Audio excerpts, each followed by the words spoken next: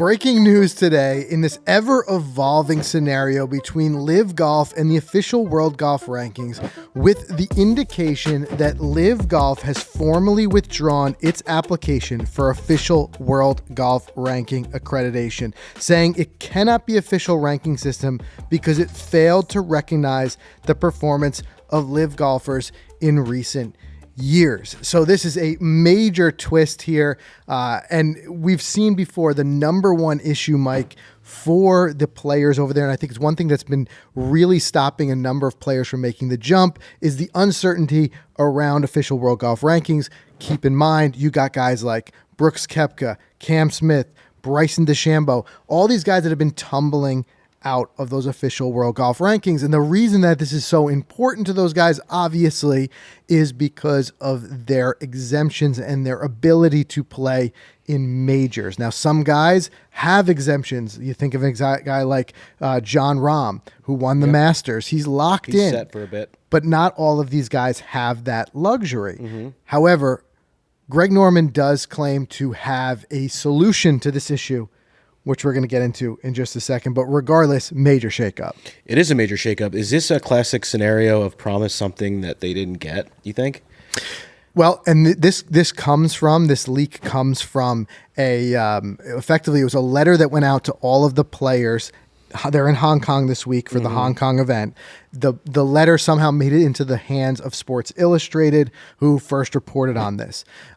Undoubtedly, there were...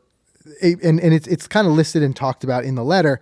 There's been a lot of where Greg Norman and LIV have been really behind the scenes telling guys we're working on it. We're working on those official World Golf Rankings. So I'm sure there are some guys who are let down.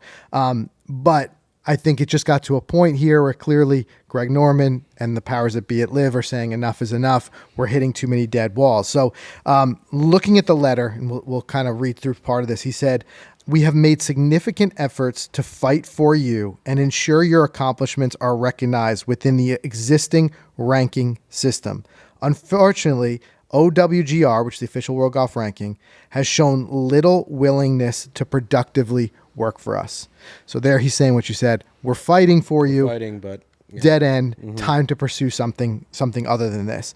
Again, keep in mind the crusp of it is really boils down to majors, because if you think about it, beyond that, what's the point of official World Golf Rankings, right? I don't think it matters much unless getting you into those events. Right. I mean, the other things might be, you could think sponsorship deals if you're number one. That vanity of wanting to be number one to a certain extent. Undoubtedly, there's Hall of Fame considerations, but LIV has kind of thrown a wrench into all of that. It's making people forcing to rethink that, and that's not necessarily a bad thing. Now, on the official World Golf Ranking side, there's been a little bit of an impasse there, and they've tried to explain themselves. So Peter Dawson, who's the official World Golf Ranking board chairman, he said regarding LIV, he said, "We're not at war with them. This decision not to make them eligible is not political. It's entirely technical. LIV players are self-evidently good enough to be ranked. They're just not playing in a format where they can be ranked equitably with the other 24 tours and thousands of players who compete on them." So, and we've talked about this here on the podcast before, things like the no-cut 54 hole. And I know, like, there's all the arguments that keep coming up. Like, we had the Pebble Beach PGA Tour event, which was the final, round was canceled due to weather. And it ended up being 54. But that wasn't part of the original set out structure. But regardless, you have that, you have the fact, and they had talked about like pathways to entry was one of the other things the official World Golf Rankings talked about. LIV, as we saw this year, did a qualifying event to try to, in a way, respond to that, giving an open pathway to entry to get into LIV. But it's proving to like just really not be enough, at least on the official World Golf Ranking side. So, again, they say enough is enough. Where we go from here? Exactly. So, Greg Norman, according to Greg Norman, he said his goal now is to seek meaningful communication and relationships with each of the majors to ensure that LIV golfers are fairly represented and fans and golf fans around the world have opportunities to see them in the best competition possibly. Yeah, so let's break that down for a second, because what does that mean in fact? Like, he's going to work with these tours. You have 2 open qualifying majors and 2 special invitation majors, Right. or world ranking qualifying in, right? So what it is that with all of the majors, one of the ways to get in is based on official World Golf rankings. Correct. That's with all 4. Right. What effectively he's saying here is that it might be time to, because the majors, ultimately all of the majors, they're controlled by different people, whether it be the USGA, the RNA, the Masters. They are the ones who determine what the qualifying conditions are to play. I believe what Greg is going to be doing now is basically lobbying and petitioning them to include some new additional pathway for this new emerging, evolving league that is LIV Golf. Interesting. So I'm thinking things like Augusta. What if it's something like top 3 money earners in LIV, or maybe LIV has a major of some sort, or they have like a what's it called? A FedEx Cup champion of some sort. Yeah.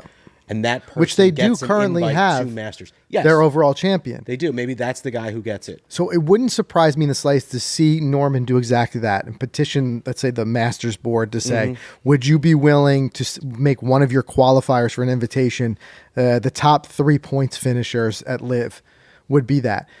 That would ultimately really force the hand of some of these majors, because I think some of the majors have had the opportunity, in, if you want to call it that, to kind of take a back seat and not have to make a decision, because they've been falling back on the official World Golf rankings, in so much as saying, oh, well, you're not in the official Golf World rankings. Like, that's why you're not invited. We're not inviting you just because you're part of LIV. But how does, you get what I'm saying? Yeah, I get what you're saying. But how does the Augusta benefit from having them there? It's just having better caliber players.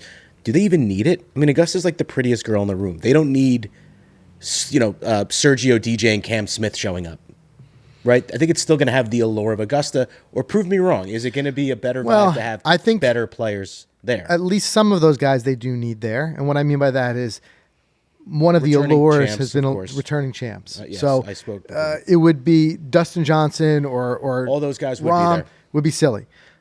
I also do think it very much benefits Augusta to have guys who are, what I would say, rankings aside, a top 50 golfer in the world, a guy like a Cam Smith. Yep. I think it benefits the product for us to watch to have him there. I think it'll be a fantastic product either way. I think there's 1,000 amazing golfers in the world right now, and you could fill that field, and we could, see some terrific competition with or without them. But I still think there are fans and there are other people who want to see them. So I think it's important to find a way to potentially have them there. And I think what this is now doing by LIV and Greg Norman pulling out their application, formally withdrawing their application, they're now forcing the Masters, the PGA Championship, to make an actual decision on this, because you can't lean on official World Golf rankings anymore. Now, we have seen some part of this. So we saw just this past week, both the Masters and the PGA Championship invited Neiman, but there's a caveat to that.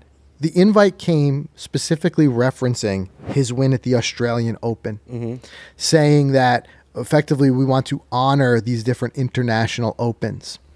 They made no mention of his performance or his ranking within the LIV system. Right, because he just won there last weekend. Right, but regardless, what that's kind of, if you read between the lines, what that's indicating is that they're not, in this current sense, looking at LIV and your performance at LIV in any way of whether you get in or you do not. Right, yeah. They're looking at other places. So where does this put us?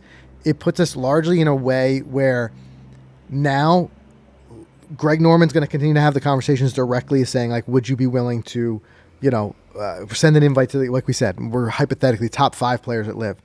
But in working alongside of that is working with the current pathways. And you may see LIV golfers taking time out of the schedule. You may even see LIV building its schedule around the Australian Open. Yep. Now, if guys know that the Australian Open is a way in, you may see a bunch of these names playing in the exactly. Also qualifying events. So both the U.S. Open and the Open Championship are open qualifiers. So you may see guys take a month away from LIV to go play through their qualifiers, which I would imagine the caliber of some of these guys are going to breeze right through and qualify in. But what's the funny part is now LIV motto is a backpedal of less golf, less, more family time. Remember that from the start? Yes. Now these guys are going to be on the road trying to just get into majors. But they're going to say that was inflicted upon them rather than a decision. Exactly. Because they thought that they were, we're eventually going to have official World Golf ranking. So, that's where we stand. But at least, like I said, it's one more major twist and turn in this whole evolution of what has been LIV and its dialogue with official World Golf rankings. But at least it puts us out of effectively the misery of continuing to wonder whether they're going to get it, because they're not even trying anymore. They're withdrawing their application. And what does this indicate for the overall framework agreement and the possible coming together between the tours? Who knows? If the tours come together, you may see guys on off weeks of LIV going and playing DP World events, PG Tour events, if that's permitted, to accrue some rankings. But regardless, the landscape is ever evolving. It's ever changing. And this is definitely some big news. And it's definitely LIV showing one more way of saying, like, we're kind of here to stay and we're going to do this the way we want to do it. But there could be some players on LIV who, in a way, have to work harder now in order to get into those majors. So, guys, let us know what you think in the comments. Big news here, obviously. We'll keep an eye on it.